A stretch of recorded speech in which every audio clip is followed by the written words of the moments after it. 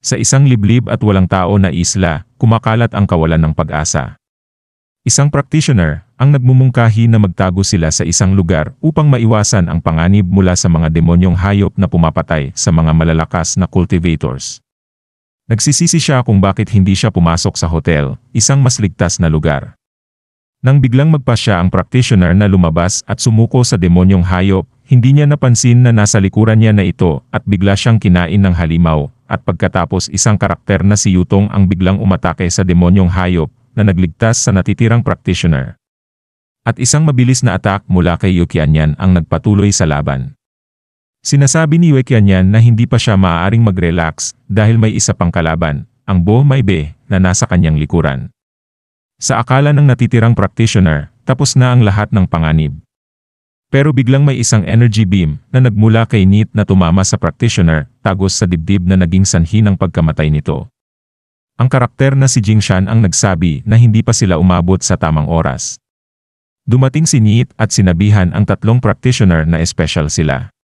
Hindi lamang sila nakaligtas mula sa panganib, may enerhiya pa rin silang natira para magligtas ng iba. Inaalok ni Nit ang mga ito ng isa pang pagkakataon para sumuko, imbis na sayangin ang kanilang buhay. Ngunit hinamon siya ni Yue Qianyan, sinasabing ang huling masasayang sandali ni Nit ay dumating na at isang Mr. Chumo ang magpapabagsak sa kanya sa lalong madaling panahon. Tumugon si Nit na walang bisa ang kanilang pag-asa kay Chumo dahil matagal na siyang hindi lumalabas mula sa barrier. Kung hindi pa siya patay, itinuring na niyang tinalikuran na sila ni Chumo. Sa kabilang banda, nasa loob ng hotel ang iba pang practitioners. Mayroong pagtatalo na naganap tungkol sa mga naganap na laban sa labas. Isa sa kanila ay inirita sa ingay at hiyawan, at nagsabing mas mabuting kainin na lang sila ng mga monster para matapos na ang lahat. Gusto na niyang umuwi. Subalit, pinabulaanan ito ng isa pang tao sa loob ng hotel. Sinabi niya na dapat bigyan ng respeto ang mga ito dahil sila ay pumiling lumaban para sa sangkatauhan. Tumugo naman ang isa na sa kanyang palagay, mga baliw lang ang mga taong ito.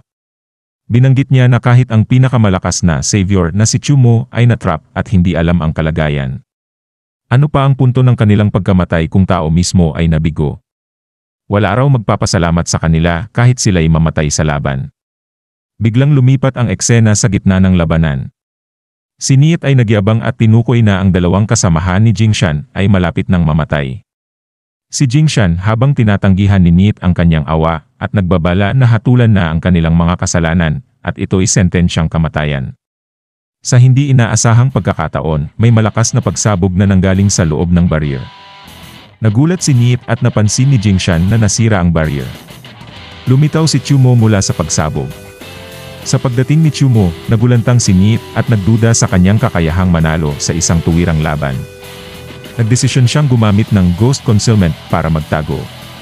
Subalit, pinigilan siya ni Chumo at sinabing huwag tumakas. Nagpatuloy ang tensyon ng umatake si Chumo kay Nit gamit ang isang malaki na pagsabog na suntok. Nagreklamo si Nit na hindi ito patas bago siya unti-unting nawala habang sinasabi ang mga salitang iyon. Matapos ang matagumpay na pagsalakay ni Chumo, napansin ni Jingshan na tuluyan nang nawala ang aura ng demonyong hayop. Napakadali lang para sa kanila. Tinanong ni Chumo si Jingshan kung may alam siyang healing spells. Sumagot si Jingshan na konti lang, at sapat lamang ito para mapanatili ang buhay ni Yutong at Yue Qianyan. Sinabi ni Chumo na sapat na iyon at pinakiusapan si Jingshan na alagaan ang dalawa. Tiniyak niya na kapag natapos na ang misyon sa Secret Land, kusang gagaling ang mga sugat ng mga saviors. Plano niyang tapusin na ang lahat sa pamamagitan ng pagpatay sa lahat ng natitirang mga monster. Sa loob ng hotel, napansin ng mga practitioner na tumigil na ang ingay ng labanan sa labas. May ilan sa kanila na nagsabi na walang kwenta ang paglaban dahil talo na rin sila sa huli. Biglaang lumitaw si Nit na nabuhay pa rin dahil sa kanyang paghahanda ng mga token para sa doppelganger. Nagplano siyang magtago kay Chumo habang inaasam na mauubos ang enerhiya nito. Nagulat ang lahat nang biglang sumabog ang pinto at lumitaw si Chumo. Pinasalamatan siya ng mga practitioner at humingi ng tawad dahil sa kanilang pagkabigo. Ngunit sinabi ni Chumo na hindi pa tapos ang misyon at kailangan niyang patayin ang natitirang monsters. Chumo ay nagbanta na patayin ang lahat ng suspicious people dahil hindi niya ma-distinguish kung sino ang monster. May isa sa kanila na nagsuggest na ang aura ng monster ay nasa token. Isa sa kanila ang nag-claim na kinain niya ang token at kailangang ito ay ilabas. Si Neat, na nakatago sa katawan ng isa sa mga practitioner, ay biglang lumabas at kinastigo si Chumo sa kanyang kakulangan ng pag-aalinlangan sa pagpatay sa kanyang mga kasamahan para lamang siya matukoy. Ngunit pinabulaanan ito ni Chumo at sinabing isang estratehiya lang ang kanyang ginawa para mapalabas si Neat. Ayon kay Chumo, mahalaga sa kanya ang mga kasamahang cultivators at saviors, at ginamit niya ang pagbabanta bilang isang taktika para magpakita si Neat. Walang pag-aalinlangan, umatake si Chumo at direkta niyang hinawakan ang mukha ni Neat na sumabog sa pag-atake. Sinabi ni Chumo na gusto niyang gumanti para sa mga cultivators na pinatay ni Neat. Matapos ang malakas na pagsabog na inatake ni Chumo kay Neat, natukoy ni Neat na nasira na ang 4 sa kanyang mga doppelganger at 2 na lang ang natira. Nahihirapan siyang isakatuparan ang kanyang huling plano dahil nauubos na ang oras. Biglang lumitaw si Chumo sa harap ni Neat na nagdulot ng lalong pagkabahala kay Neat. Iniisip niyang kailangan niyang makatakas para magkaroon ng sapat na oras. Subalit bago pa man siya makatakas, muli siyang tinamaan ng isang malakas na suntok mula kay Chumo. Sinabi ni Chumo na may isa pa, marahil ay nagpapahiwatig na alam niya ang tungkol sa mga natitirang doppelganger ni Neat. Sa pagmamadaling pagtakbo ni Neat upang hanapin ang huling doppelganger, napunta siya sa harap ni Jingshan. Napansin ni Jingshan na tila tumatakas si Neat kay Chumo at nagbabalak itong umatake sa kanila. Dahil sa paggamit niya ng kanyang lakas para pagalingin sina Yutong at Yu Qianyan, alam ni Jingshan na may sapat siyang lakas para protektahan lamang ang isa sa kanila. Nagdesisyon si Jingshan na protektahan si Yutong, ngunit napansin niyang mali ang kanyang hinala. Ang totoong target pala ni Neat ay si Yu Qianyan. Lumitaw si Chumo at sinabi ni Neat na huli na siya. Subalit, nagbigay si Neat ng isang mapanghamon na sitwasyon. Siya ay sumasanib kay Yu Qianyan sa ngayon, at kung papatayin siya ni Chumo, mamamatay din ang batang babae. Binanggit niya na kung gagawin ito ni Chumo, maililigtas niya ang lahat ng kanyang mga kasamahan, ngunit ito ay mangyayari habang pinapanood ng buong mundo. Si Jingshan, na nagmumula sa pakiramdam ng pagkakamali, ay nag-alok na patayin ang demon beast na si Neat, ngunit pinigil siya ni Chumo na nagsabing walang kinakailangang mamatay. Ginawa ni Chumo ang isang kakaibang galaw na pag-uga pa itaas at pababa na ikinabigla ni Neat at humingi ng itigil na ito at sa paglabas ni Neat sa katawan ni Yu Qianyan. Nagpatuloy si Chumo sa pag-atake kay Neat at sinabing tapos na ang lahat. Sinuklian ito ni Neat ng isang hamon na nagpapahiwatig na bagaman malakas si Chumo, ito ay dahil lamang sa paggamit niya ng anima. Ipinahiwatig ni Neat na bilang isang body refining cultivator, limitado na ang kapangyarihan ni Chumo at sa hinaharap, ang tagumpay ay magiging sa kanila. At sa huling minuto ng kabanata, may lumabas na system notice. Natuklasan ng sistema na natapos na ni Chumo ang ikalawang misyon sa Secret Land at magbibigay ito ng espesyal na gantimpala, ang Perfect Dao Heart, na magbubukas ng limitasyon sa kapangyarihan ng laban na nagpapahintulot kay Chumo na tumaas ang kanyang kapangyarihan ng walang hanggan. Pagkatapos ng pangyayari sa Secret Land, bumalik na sa normal ang lahat at napunta ang eksena sa studio kung saan naghahayag ng istatistika si Miss Kelly. Ayon sa kanya, 706 na mga savior lamang ang nabuhay pagkatapos ng ikalawang Secret Land. Napakabigat ng presyo ng kanilang tagumpay. Si Mr. Jisheng ay nagmamadaling umalis para dumalo sa isang pulong na pag-uusapan ang mga traidor sa kanilang hanay, tulad ng Taixuanmen, na nagdulot ng malaking kawalan sa kanila. Pinaubayan niya kay Miss Las Bishuang at Kili ang pagwawakas ng live broadcast. Sinabi ni Miss Las Bishuang na ang mga traidor ay talagang isang malaking problema sa kasalukuyan.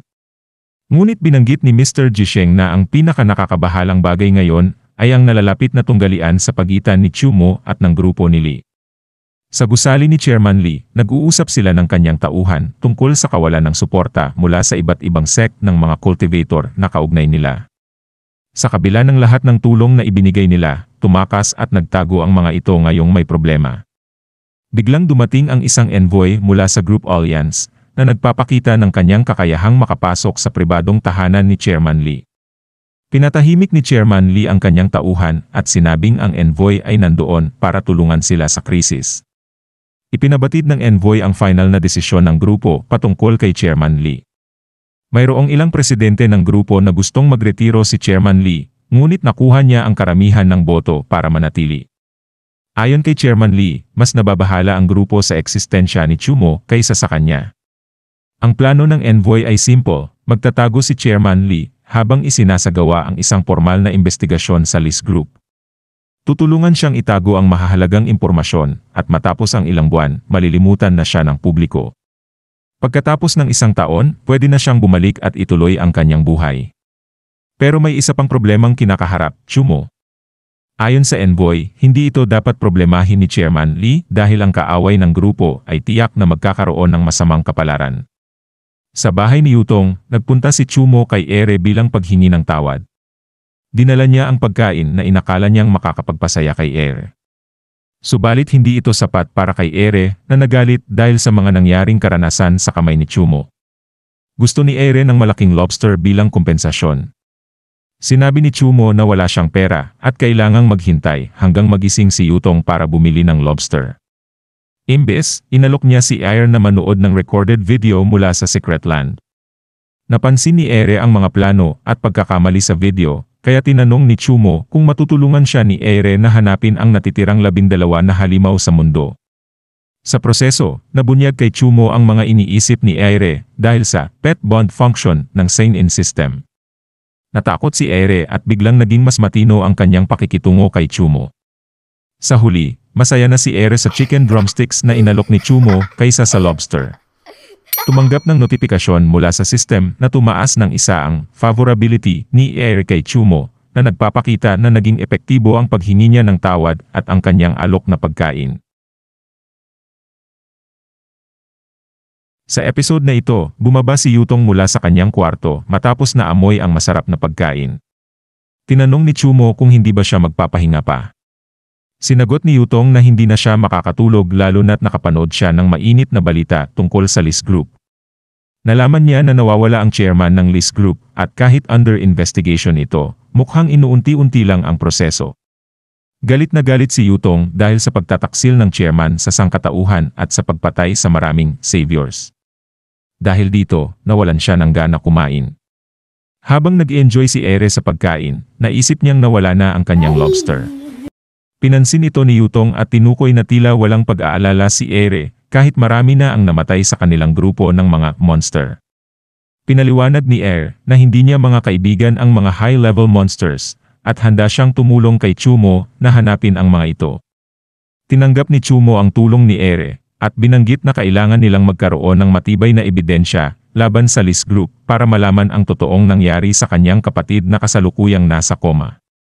Bagaman may agam-agam si Yutong tungkol sa pagtulong ni Ere, nanindigan si Chumo na hindi siya nagtitiwala sa mga cultivators ng 4 na sects.